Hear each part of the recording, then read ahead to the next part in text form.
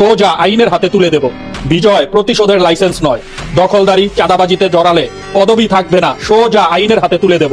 এই বলে কড়া হুঁশিয়ারি দিলেন তারেক রহমান নবনির্বাচিত এমপিদের উদ্দেশ্যে। প্রিয় ভিউয়ার্স, আপনাদের কাছে কি মনে হয় তারেক রহমান কি পারবে দেশকে সুন্দরভাবে গুছিয়ে তুলতে? যদিও আমি বিএনপিকে সাপোর্ট করি না, তারপরেও আমি আশা করবো, আশাবাদী দেশের জনগণ হিসেবে, একজন বাংলাদেশের নাগরিক হিসেবে আমি বিএনপির কাছ থেকে এটা দাবি করি, বিএনপি যাতে তাদের নির্বাচনী প্রতিশ্রুতি যথাযথ পালন করে। ইনশাআল্লাহ দোয়া এবং শুভকামনা রইল। আদালতের সিদ্ধান্ত হলে ভোট গণনা হবে। আদালতের নির্দেশ পেলেই ঢাকা ৮ ও ১৪ আসনের পুনরায় গণনার সিদ্ধান্ত নেওয়া হবে, জানালেন ইসি। তা না হলে গণনা হবে না। আপনারা কে কে চান এই ২ আসনের ভোট আবারও পুনরায় গণনা করা হোক? গঠনমূলক কমেন্টস এর মাধ্যমে আপনাদের মতামত জানিয়ে যাবেন এবং ভিডিওটি লাইক এবং শেয়ার করে সকলের মাঝে ছড়িয়ে দেওয়ার আহ্বান রইল। ধন্যবাদ। ইরান এমন জবাব দেবে, শত্রুরা কেঁদেও কুল পাবে না। রাশিয়ার কাছ থেকে যুদ্ধ বিমান পাওয়ার পর এবার আরো ৩০০টি শক্তিশালী মিসাইল পেল ইরান, যার একটা দিয়ে লন্ডনের মতো শহর ধ্বংস করে ফেলা সম্ভব। আর সেই মিসাইল হাতে পেয়েই খামেনি বলেন, কেউ যদি ইরানে হামলা করে তবে তার জন্য প্রস্তুত আছে এই শক্তিশালী মিসাইল। প্রিয় ভিউয়ার্স, রাশিয়ার এই সাহায্যকে আপনারা কিরকম ভাবে দেখছেন? এটাই প্রকৃত বন্ধু, বিপদেই বন্ধুর পরিচয়। কি বলেন আপনারা? জর্ডান ও আমিরাতের এবার কোনো ছাড় নেই। এবার ইরানের নিশানায় আছে মুসলিম ২ দেশ। তারা ইরানকে দুর্বল করতে যুক্তরাষ্ট্রের সঙ্গে হাত মিলিয়েছে। তাই যুক্তরাষ্ট্রের আগে সেই ২ দেশকে আগে উচিত শিক্ষা দেবে ইরান। প্রিয় ভিউয়ার্স, আপনারা যদি ইরানকে ভালোবেসে থাকেন অবশ্যই একটি লাইক এবং শেয়ার করে দিবেন। ধন্যবাদ। যাকে হারাতে পুরো রাষ্ট্রযন্ত্র ও টাকার বস্তা লাগে সেই বিজয়ী। মিডিয়া ট্রায়াল আর কেনা গোলামদের জোট কোনোদিন সত্যের কণ্ঠ রোধ করতে পারেনি আর পারবেও না। ঢাকা ১৩ হারেনি, হেরেছে আপনাদের নৈতিকতা। আল্লামা মামুনুল হক একটি আদর্শের নাম, যাকে দমিয়ে রাখার সাধ্য কোনো জালেমের নেই। একমত হলে লাইক, কমেন্টস এবং শেয়ার করে পাশে থাকার আহ্বান রইল এবং নতুন নতুন সব তথ্য পেতে অবশ্যই পেজটি ফলো করবেন। ধন্যবাদ। আশার ব্যালট ও নিরাশার সংসদ।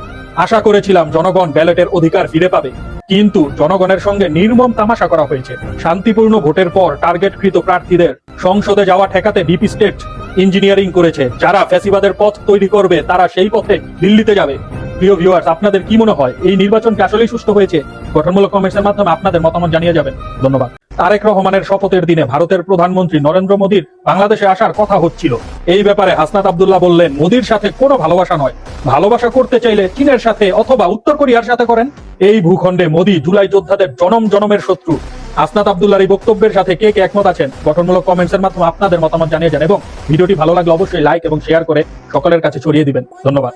এবার সংসদে ঘটবে পুরাই তুলকালাম কাণ্ড। অনেকটাই নিশ্চিত করে বলা যায়, এবার সংসদে শুধু গান আর বাজনা নয়, সবগুলো বাঘের বাচ্চার কথার লড়াই দেখার জন্য প্রস্তুত হয়ে যান। সংসদ ভবন পুরাই দাবানলে পরিণত হবে। আপনার অধিকারের জন্য এরা লড়াই করবে। চাঁদাবাজ দুর্নীতিবাজদের বিন্দু পরিমাণ ছাড় দেবে না। প্রিয় ভিউয়ার্স, আপনাদের কি মনে হয় এবার সংসদের অধিবেশন জমবে ভালো? কি বলেন? ফেরাউন যখন পানিতে ডুবে যাচ্ছিল তখন সে ৭০ বার মুসাকে ডেকে উঠল, হে মুসা আমাকে বাঁচাও। কিন্তু মুসা আলাইহিস সালাম তার ডাকে সাড়া দেননি। তখন আল্লাহ তাআলা ওহী পাঠালেন, হে মুসা, ফেরাউন যদি ৭০ বার তোমাকে ডাকতে পারে, কিন্তু সে যদি একবারও আমাকে ডাকতো, আল্লাহ তাআলা বলেন, আমার ইজ্জত ও মহিমার কসম, আমি তাকে ভালোবাসার সাথে কাছে টেনে নিতাম। তাহলে ভাবুন আল্লাহ কত দয়ালু। সবাই বলি সুবহানাল্লাহ। জামাত আমিরের কঠিন বার্তা। তিনি বলেন, আমরা আমাদের নির্বাচিত এমপি প্রার্থী ও স্থানীয় নেতৃবৃন্দের প্রতি আহ্বান জানাচ্ছি, দেরি না করে ক্ষতিগ্রস্ত পরিবারগুলোর কাছে যান, তাদের পাশে দাঁড়ান, সংহতি প্রকাশ করুন এবং প্রমাণগুলো সংগ্রহ করুন। ছবি, ভিডিও সহ সব তথ্য প্রমাণ যথাযথভাবে সংগ্রহ করে আইন শৃঙ্খলা বাহিনীর কাছে আনুষ্ঠানিকভাবে জমা দিন এবং গণমাধ্যমের সঙ্গে শেয়ার করুন। প্রয়োজনে সংবাদ সম্মেলন করুন, যাতে সত্য জাতির সামনে স্বচ্ছভাবে উপস্থাপিত হয়। নবনির্বাচিত এমপি ডক্টর শফিকুর রহমানের এই বক্তব্যকে আপনাদের কাছে কেমন লাগলো অবশ্যই গঠনমূলক কমেন্টসের মাধ্যমে আপনাদের মতামত জানিয়ে যাবেন। ধন্যবাদ।